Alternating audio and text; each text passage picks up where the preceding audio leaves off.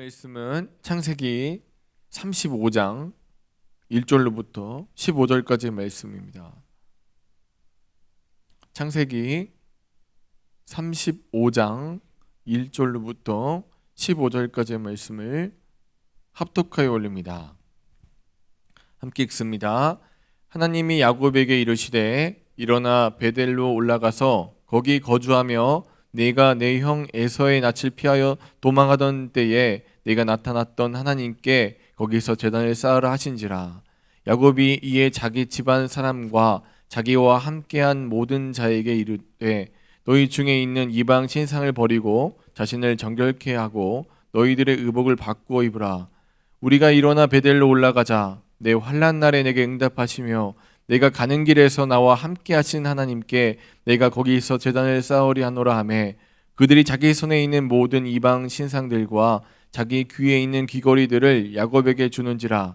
야곱이 그것들을 세겜 근처 상소리나무 아래 묻고 그들이 떠났으나 하나님이 그 사면 고울로 크게 두려워하게 하셨으므로 야곱의 아들들을 추격하는 자가 없었더라. 야곱과 그와 함께한 모든 사람이 가나안 땅 루스 곧 베델에 이르고 그가 거기서 제단을 쌓고 그것을 엘베델이라고 불렀으니 이는 그의 형의 낯을 피할 때에 하나님이 거기서 그에게 나타나셨음이더라. 리브가의 유모 드보라가 죽음에 그를 베델 아래에 있는 상수리나무 밑에 장사하고 그 나무 이름을 알론바굿이라고 불렀더라. 야곱이 바단 아람에서 돌아오매 하나님이 다시 야곱에게 나타나사 그에게 복을 주시고 하나님이 그에게 이르시되 내 이름이 야곱이지만은 내 이름을 다시는 야곱이라 부르지 않겠고 이스라엘이 내 이름이 되리라 하시고 그에게 그의 이름을 이스라엘이라 부르시고 하나님이 그에게 이르시되 나는 전능한 하나님이라 생육하며 번성하라. 한 백성과 백성들의 총회가 내게서 나오고 왕들이 내 허리에서 나오리라.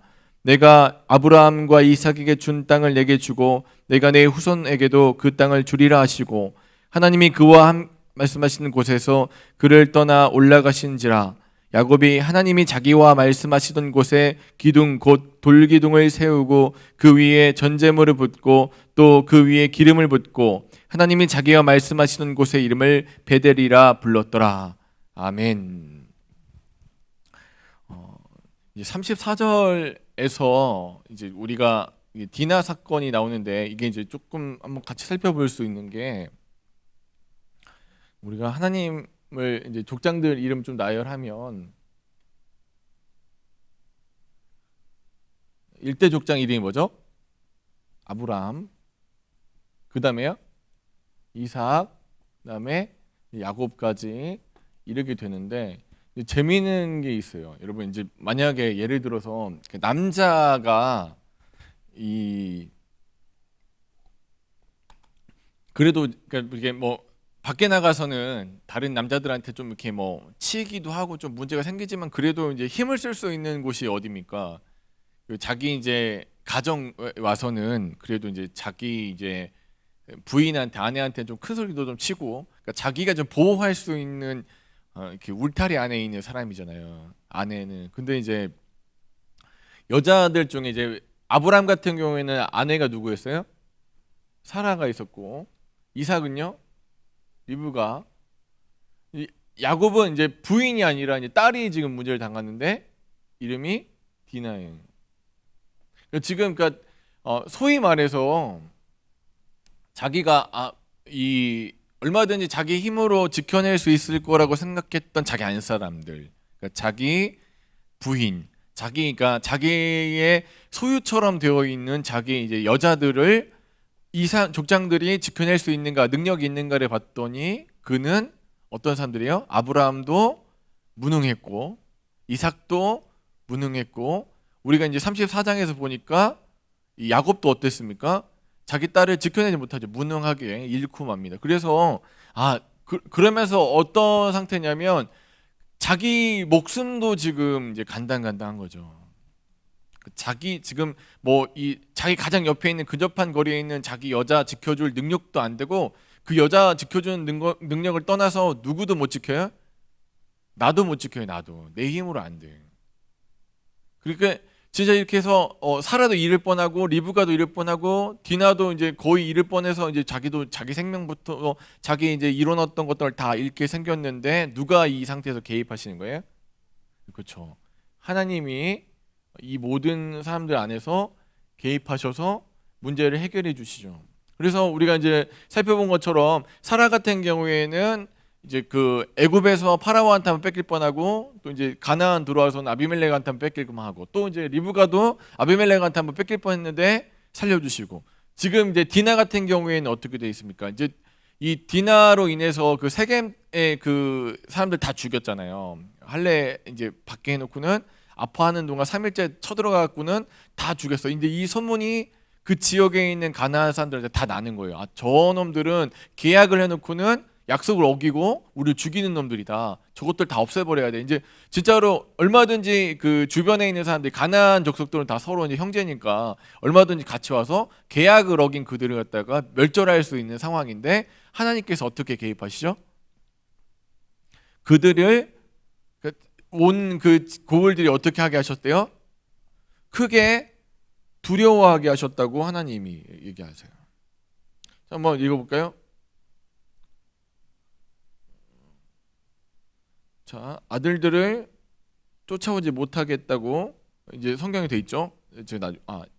여기 이제 5절 보면 이렇게 했어요. 그들이 떠났으나 하나님이 그 사면 고울로 크게 두려워하게 하셨으므로 이게 지금 자기네들 힘과 능력으로 이렇게 이겨낸 게 아니라 이 상황을 어떻게 극복했어요? 하나님께서 그들의 인생에 주관적으로 주도하셨기 때문에 가능한 사건. 그래서 그러니까 이걸 보여주는 게 뭐냐면 이런 거예요. 너가 쉽게 생각하는 것들. 아, 이건 내가 지킬 수 있어. 이 정도는 내가 하지. 아, 내 마누라는 내가 지킬 수 있지 않겠어? 아, 내 딸 정도는 내가 지킬 수 있지 않겠어? 라는 착각을 하나님께서 어떻게 하시는 거예요? 너 힘으로는 뭣도 못해요? 아무리 네가 쉽게 생각하는 그것도 지켜낼 수 없어. 너는 어떤 존재? 처절하게 무능한 존재. 하나님이 뭐라고? 너 누구 의지하지 않고는 하나님 의지하지 않고는 너는 한순간도 살아갈 수 없는 존재라는 것을 각인시켜주는 것이 이 여자들 문제예요. 사라를 못 지켜냈어요. 리브가도 못 지켜냈어요. 디나도 자기 죽을까봐 자기 딸이 강간당하고 문제가 터졌는데 야곱이 왜 그 숨죽이고 가만히 있었냐? 그거 신중해서 그런다기보다는 어떻습니까? 두려워서 그런 거예요. 두려워요. 자기 힘으로 안 되는. 그러니까 자기가 가장 쉽게 생각하는 이 아이 정도는 내가 지켜낼 수 있지 않을까? 이 부인 정도는 내가 지켜낼 수 있지 않을까? 이 가정 정도는 내가 지켜낼 수 있지 않을까라는 착각에서 빨리 나오라고 하나님께서 얘기하십니다. 사랑하는 여러분, 우리 힘으로 우리가 쉽게 생각하는 것도 우리가 이거 정도는 우리가 할 수 있지 않을까 하는 것도 우리 힘으로 안 되는 경우가 굉장히 많습니다. 그러므로 우리의 인생을 주도하시는 그 하나님께 우리 인생을 맡길 때 비로소 우리 인생은 진짜 안전하게 된다는 것입니다. 지금 창세기에서 이제 족장들의 삶을 통해서 우리에게 계속해서 지속적으로 보여주신 것이 무엇이냐면 그러니까 쉽게 생각하는 것들, 그러니까 나를 지켜줄 수 있다고 생각하는 그 모든 것들이 결코 그 사람을 안전하게 만들어주지 못한다는 거예요. 지금 야곱의 경우는 어떻습니까? 재산이 많아요. 재산이 많죠. 그 재산이 그를 지켜냅니까? 아니요. 그를 표적거리가 되게 해서 그가 위험에 더 공고하게 위험에 처하게 만들어놨죠. 그가 쌓아놓는 수많은 성들이 그를 도리어 더 위험하게 만들어냅니다. 그래서 오직 의지할 분은 하나님밖에 없다는 것을 계속해서 깨닫게 하시는 것이 창세기를 통해서 우리에게 주신 하나님의 말씀이라는 거예요. 두 번째 생각해 볼 게 뭐냐면요. 자, 하나님은요.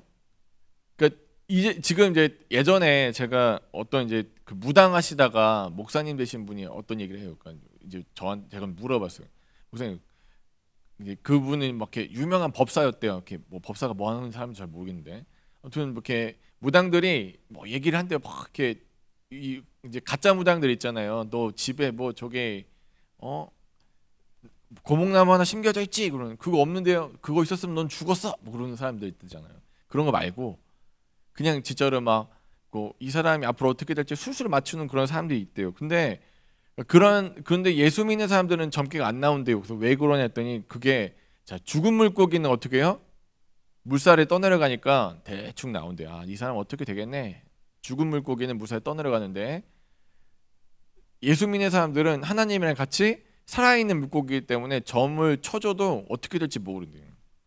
아니 근데 그분이 그래요. 근데 뭐 이게 성경적인 내용은 아니지만 그래서 그러니까 그 사람 얘기를 들으면서 이제 이 앞을 봤더니 어떻게 34장에 보니까 야곱은 어떠냐면 지금 야곱은 하나님이 34장에 등장을 안 하시는데 어떻습니까? 그냥 떠내려가는 거예요. 흘러가고 있어요. 문제가 터졌는데 자기가 적극적으로 나서갖고 뭔가 개입해서 이렇게 정리하려고 하는 게 아니라 어떻습니까? 방관하는 거예요. 둥둥둥 떠내려가는데 어디로 갑니까? 저 쓰레기통을 점등도 또 떠내려가는 거예요. 그런데 35장에서 누가 나타나세요? 자, 35장 1절을 같이 한번 읽어보겠습니다. 앞에 그 딱 단어 하나만 읽을게요. 시작. 하나님이 그래요. 하나님이 앞에까지는 야곱은 어떤 사람이었냐면 둥둥둥둥 물에 떠내려가는 그러니까 죽은 물고기였어요. 그래서 그냥 물살에 상황에 환경에 둥둥둥둥 떠내려가고 있었어요. 떠내려가고 있는데 누가 나타났어요? 하나님이 나타나셔서 그를 콱 잡으니까 그가 다시 어떻게 돼요? 깨어나요. 정신을 차리게 되는 거죠. 자, 하나님께서 명령하시는 거. 너 예전에 약속했지 않냐? 너 세겜에 머물 게 아니라 원래 어디 갔어야 돼요? 너 베델 가기로 했잖아. 너 베델에서 너 돌아와서 네가 얘기했잖아. 네가 많은 재산을 얻게 되고 네가 무사히 돌아오게 되고 네 형으로부터 너를 구하게 되면 네가 뭐라고 했냐? 너 그때 서원했던 뭐라고 서원했냐? 그렇게 하시면 하나님 내가 하나님께 11조도 드리고 하나님 이곳에서 이 베델이라는 곳에 내가 다시 와서 하나님 성전을 다시 세울 것입니다 라는 약속하지 않았냐? 근데 그 약속 다 까먹고 어떻게 해요? 세겜에서 땅 사가지고 거기서 살려고 했어. 하나님 다시 한번 깨워주는 거예요. 세겜에서 땅 사가지고 그냥 여기서 이 좋은 땅 여기서 그냥 대충 살지라고 생각하고 거기서 환경에 맞춰서 둥둥둥 떠내려가고 있는 야곱을 다시 한번 팍 잡으셔가지고 어떻게 하세요? 야 정신 차려. 너 언약이 있지 않냐? 너 비전의 사람이지 않냐? 너 약속받은 사람이지 않냐? 너 이 말씀 듣고 정신 차려라 라고 던져주세요. 그러니까 이 야곱이 어떻게 합니까? 그거에 대한 반응으로 2절부터 7절까지 어떻게 합니까? 자, 우상 갖고 있는 거 다 꺼내. 다 불태우고 뭔가 그 신으로부터 이 에너지를 받는다고 생각하는 그 귀걸이 있잖아요. 그것도 다 빼. 다 빼갖고 다 걷어서 땅에 묻고 집을 깨끗하게 청소해요. 영적으로 깨끗하게 만들어 놓고 누구 만나러 가는 거예요? 하나님 앞에 제단을 쌓으러 다시 가는 거예요.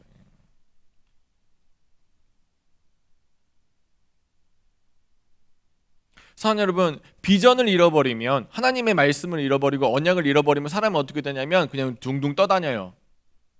말씀을 놓치면 사람은 환경에 둥둥 떠다니게 돼 있어요. 말씀을 놓쳐버리면 사람은 환경이 와서 흔들어버리고 환경이 와가지고 그 사람을 힘들게 하면 그 사람 둥둥둥 떠다녀요. 그러니까 저쪽으로 몰면 저쪽으로 몰리고 저쪽으로 몰면 저쪽으로 몰리게 돼 있어요. 왜 그렇습니까? 봤더니 어떻게 해요? 왜 좌로 가고 우로 가고 할까요? 그 중심에 하나님 말씀이 없으니까 좌로 가고 우로 가버리는 거예요. 그래서 여러분 좌로나 우로나 치우치지 않으려면 중심에 뭐가 있어야 돼요? 하나님의 말씀이 있어야 돼요.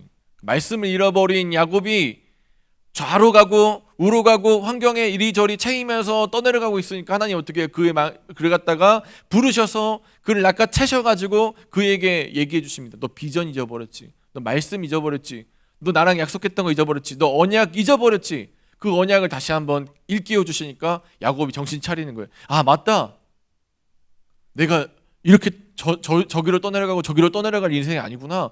중심에 말씀이 있으니까 그가 다시 한번 균형을 잡기 시작합니다. 사랑하는 여러분, 오늘 우리가 말씀을 놓쳐버리면 34장의 야곱과 같이 좌로 가고 우로 갑니다. 치우쳐버려요. 우리가 말씀을 놓쳐버리고 비전을 놓쳐버리고 하나님의 놀라운 말씀을 언약을 놓쳐버리면 우리는 세상이라는 쇠파에 이리저리 휘둘리게 되어 있습니다. 그런데 하나님이 야곱을 놓지 아니하셨던 것처럼 사랑하는 저와 여러분을 놓지 아니하시고 다시 한번 이 말씀을 우리 일깨우시고 우리가 말씀으로 중심을 잡게 하신다는 거예요. 그가 약속, 하나님의 말씀을 갖다가 딱 받았어요. 근데 이 약속의 내용이 뭐냐면 이런 내용이에요. 제가 이제 적어놨는데 17장에 누가 주인공이에요? 아브라함이 주인공이에요. 근데 아브라함 17장이랑 35장이 되게 닮아 있어요. 아브라함에게 나타나셨던 하나님이 똑같이 누구한테도 나타나시는 거예요? 야곱에게도 나타나셔서 얘기하는 거예요. 하나님께서 나타나셨대요, 처음에. 그리고 나서 두 가지 포맷이 있어요. 하나는 하나님이 나타나셨다 해놓고 그 다음에 하나님 올라가셨다. 이 사이에 하나님의 얘기가 있어요.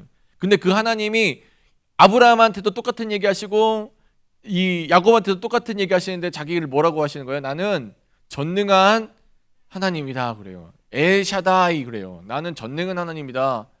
나는 충분한 하나님이야. 네가 걱정하지 않아도 돼. 너 염려하지 않아도 돼. 네 인생 내가 책임져 줄 거니까 너 걱정하지 마 하고 자기를 드러내시는데 나 엘샤다이야 그래요. 새벽에 오셨으니까 제가 이제 팁 하나 드릴게요. 샤다이라는 말에 뭐랑 비슷하냐면 산이라는 말이랑 똑같대요. 산. 그래서 엘샤다이 전능하다 할 때 그 샤다이라는 말이 산이라는 말에서 이렇게 왔대요. 그래서 내가 눈을 들어서 어딜 보는 거예요? 산을 보니까 나의 도움이 어디서 오는지를 내가 알게 되는 거예요. 엘샤다이 전능하신 하나님을 만났어요. 그러니까 원래 뭐랬어요? 아브람, 그러니까 그냥 큰아버지라는 이름이었던 아브람이 뭘로 바뀌었어요? 열국의 아버지 아브라함으로 바뀌었고, 사기꾼 야곱이었던 이름이 뭘로 바뀌었어요? 이스라엘로 바뀌게 됐어요. 그리고 그에게 찾아오셔서 아브라함에게 했던 약속을 다시 한번 주시는 거예요. 약속을 주시는데 뭐 크게 번성하게 될 것이다. 너는 민족을 이루게 될 것이다. 내 허리에서 왕들이 나오게 될 것이다. 네 자손들이 땅을 얻게 될 것이라는 약속을 다시 한번 해주신 거예요.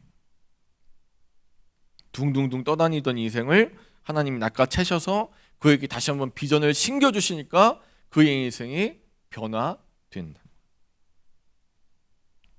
사랑 여러분, 오늘도 우리의 인생이 마찬가지로 야곱과 같이 표류할 수도 있습니다. 둥둥둥. 환경이 너무 힘들어요. 어렵게 해요. 관계가 힘들고 환경이 힘들고 사람들이랑 만나는 모든 그 관계 속에서 또 환경의 여러 가지 문제들 속에서 큰 상처를 받고 힘이 들 때가 있습니다. 이것을 나의 힘으로는 이겨낼 수 없어라는 고백이 나올 수밖에 없는 수많은 상황들이 있어요. 그때 우리 인생은 자칫하면 우로 가고 좌로 가고 막 표류해요. 갈 길을 잃을 때 어디서부터 어떻게 출발해야 될지 모를 때 하나님 우리에게 다시 한번 언약을 상기시켜 주십니다. 말씀을 놓치고 있지 않았나? 하나님의 언약을 놓치고 있지 않았나? 내 중심에 정말 예수님이 계셨나? 내가 정말로 말씀에 의지해서 내가 살아가고 있었나? 그걸 놓쳐버리는 순간 표류한다는 거예요. 사랑하는 여러분, 오늘도 하나님이 전능하신 하나님으로 그의 이름을 드러내시고 우리와 함께하고 계십니다. 충분하신 하나님. 그 하나님이요, 이 얼마나 감사하냐면 그냥 하나님 우리보다 빠르잖아요. 능력도 많으시고 저희 아이랑 저랑 같이 걷는데 제가 훨씬 빠르거든요. 아직은 제가 훨씬 빨리 걸을 수 있어요. 물론 이제 가끔씩 보면 뛰는 거 보면은 저보다 빨리 뛸 때가 있어요. 근데 저도 막 마음 먹고 뛰면 걔보다 훨씬 빠르게 갈 수 있고요. 제가 빠르게 걸으면 제 아들보다 훨씬 더 빠르게 갈 수 있어요. 그런데 저희 아이와 제가 동행하려면, 이 친구의 동반자가 되려면 제가 걸음을 좀 늦춰야 돼요. 그런 건 굉장히 인내가 필요해요. 참아야 돼요. 난 빨리 가고 싶고 난 저쪽으로 향해서 나는 목적도 분명하고 얼마든지 성격도 낼 수 있는데 아이와 같이 걸으려면 전 참아야 돼요. 근데 하나님도 마찬가지예요. 하나님 우리 능력도 많으시고 얼마나 대단하신 분입니까? 전능하신 하나님이잖아요. 그 하나님이 얼마든지 막 끌고 갈 수 있어요. 야, 머리끄댕이 잡아서 따라와! 근데 하나님 그렇게 안 하세요. 어떻게 해요? 끝까지 인내하시고 동반자가 되어주신 거예요. 야곱이 이스라엘로서 제대로 따라올 때까지 하나님 계속 기회를 주시고 그를 키워내시는 거예요. 사랑하는 여러분, 이게 하나님의 놀라운 헤세드입니다. 놀라운 자비가 이곳에 있는 것이죠. 사랑하는 여러분, 오늘도 하나님께서 우리는 잘 쓰러지잖아요. 오늘도 뭐 잘 살아갈 거라는 뭐 보장이 없지 않습니까? 그런데 한 가지 분명한 거, 하나님 우리를 포기하지 아니하시고 우리를 그의 동반자로 부르셔서 하나님의 일을 위해서 우리를 걷게 하신다는 거예요. 우리의 걸음에 하나님의 걸음을 맞춰 주시는 하나님, 우리를 동반자로 부르시는 하나님. 그래서 하나님이 창조하시고 그 하나님께서 우리와 동행하신다는 것은 그냥 하나님이 저기 먼 발치에서 야 이리 와 따라와 빨리 와가 아니라 같이 발을 맞추어 걸어주신다는 거예요. 그러므로 사는 여러분, 우리의 힘 능력 어디로 갈지 모를 때 옆에 계신 하나님께 여쭤보십시오. 하나님, 저희가 어디로 가야 될까요? 그래서 주님 손 붙들고, 저희 아이가 제 손만 붙들면 세상에 무서운 게 아무것도 없대요. 아직은. 마찬가지로 사는 여러분, 뭐 인간 아버지도 아들에게 그런 신뢰를 주는데 하나님 아버지는 얼마나 큰 신뢰를 우리에게 주십니까? 인간 아버지는 때로는 무능한데 하나님 아버지는 스스로 말씀하시길 나는 전능한 하나님이다라고 하십니다. 그 하나님의 손 붙들고 오늘도 표류하는 인생이 아니라 말씀을 중심으로 중심을 잡고 균형감 있는 인생을 살아가시는 오늘 하루 되시길 주의 이름 간절히 축원합니다. 기도하겠습니다.